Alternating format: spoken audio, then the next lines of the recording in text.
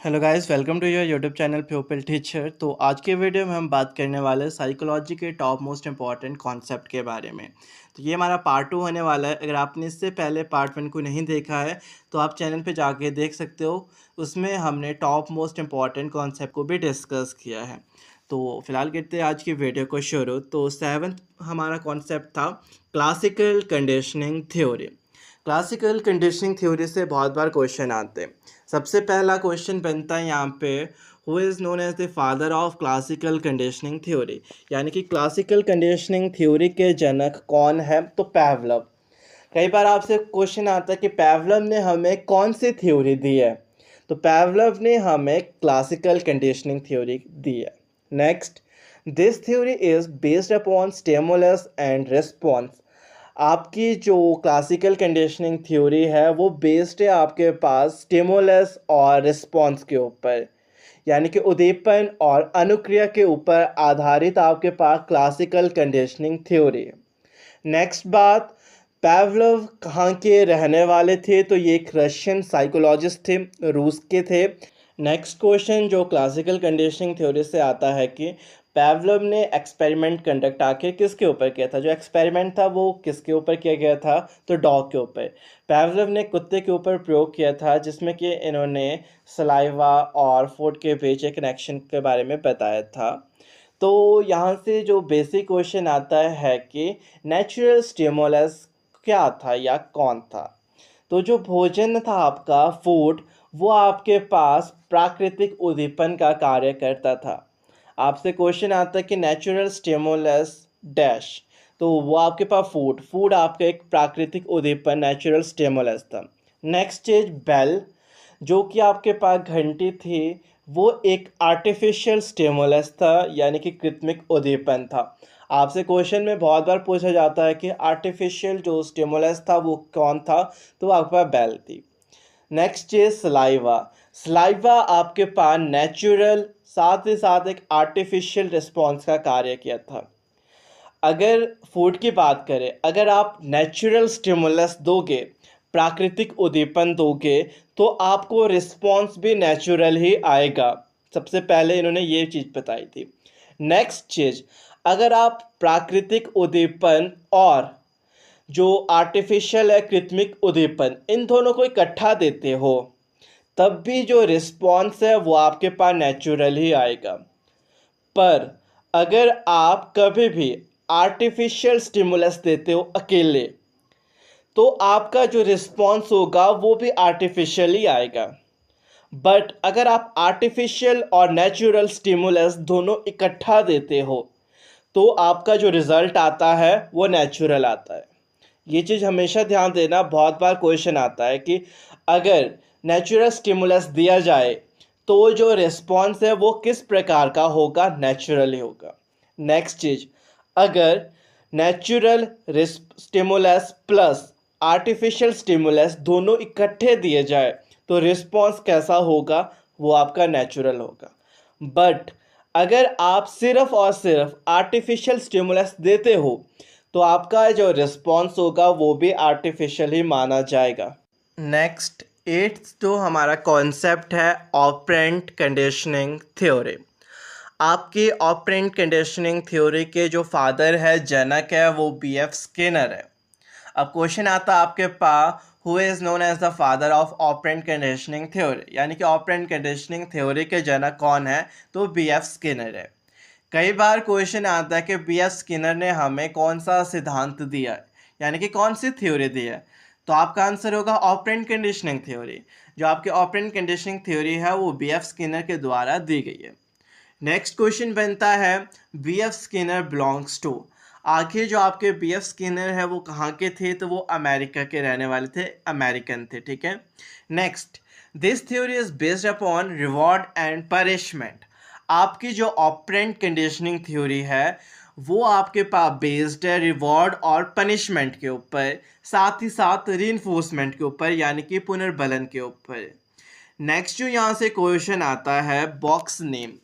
आपको ध्यान देना हमेशा, ऑपरेंट कंडीशनिंग जो थ्योरी है आपके पास B.F. स्किनर के, इन्होंने एक्सपेरिमेंट कंडक्ट किया था एक बॉक्स के अंदर, और उस जो बॉक्स था उस डिब्बे का नाम इन्होंने रखा था स्किनर बॉक्स, यानी कि स्किनर डब्बा, ये इन्होंने नाम रखा था। क्वेश्चन पूछा जाता है और कई बार पूछा भी जाता है जो स्किनर बॉक्स है वो सेम किसकी तरह था, तो थॉर्नडाइक पजल बॉक्स की तरह सेम था बिल्कुल आपका स्किनर बॉक्स।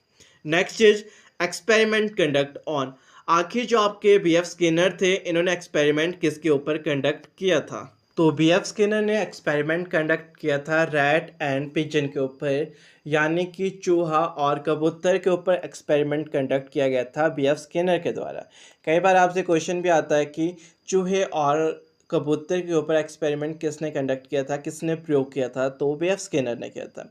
नेक्स्ट चीज़ आपने ध्यान दिया होगा कि जो आपकी बीएफ स्किनर की थ्योरी है ऑपरेंट कंडीशनिंग थ्योरी, वो बेस्ड है आपके पास रिवॉर्ड, पनिशमेंट और रीइंफोर्समेंट के ऊपर।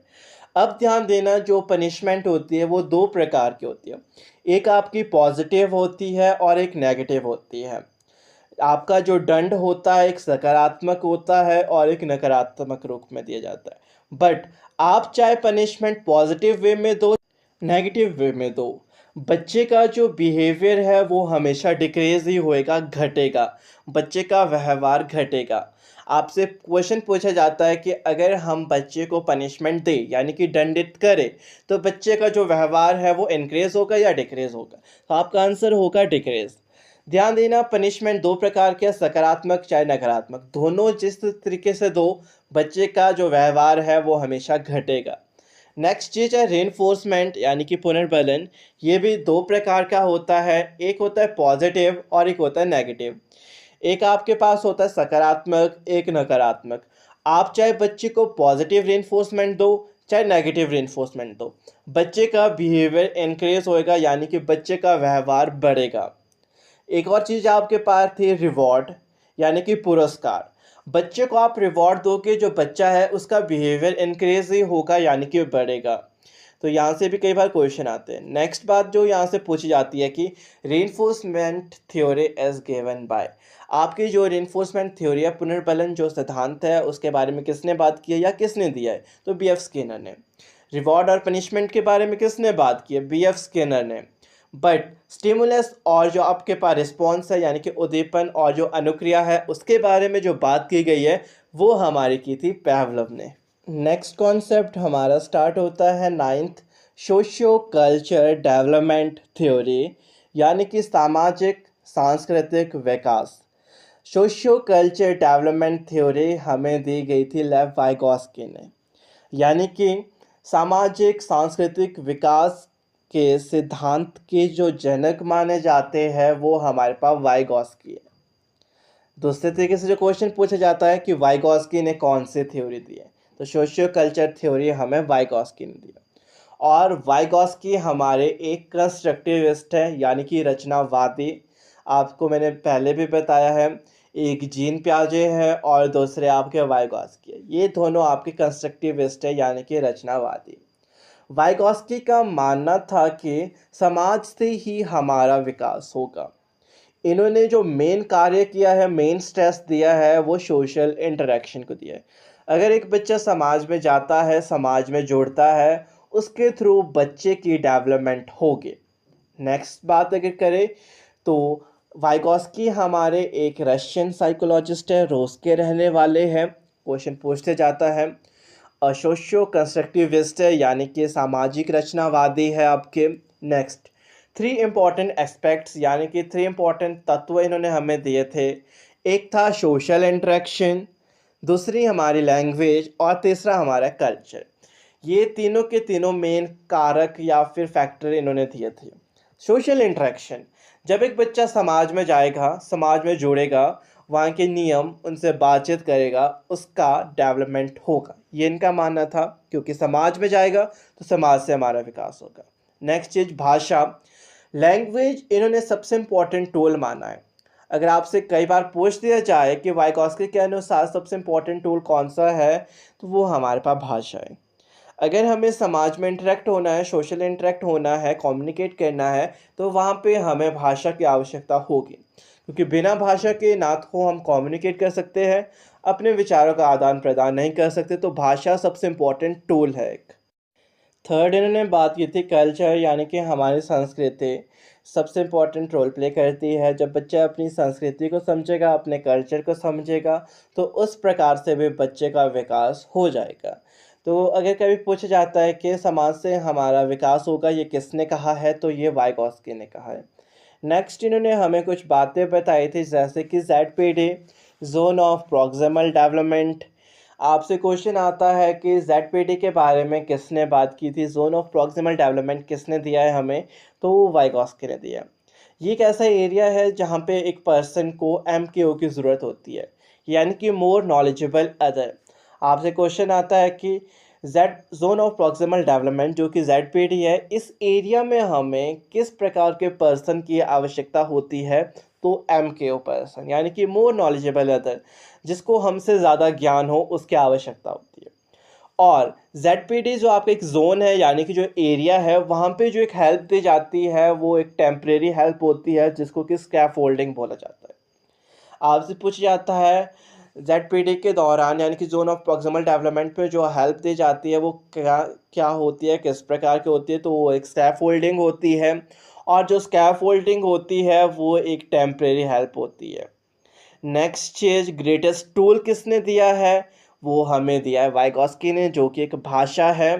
और वाइगॉस्की का मानना है thoughts and language are parallel. हमारे जो विचार और भाषा होते हैं वो एक समान होते हैं, यानी कि पैरेलल होते हैं एक दूसरे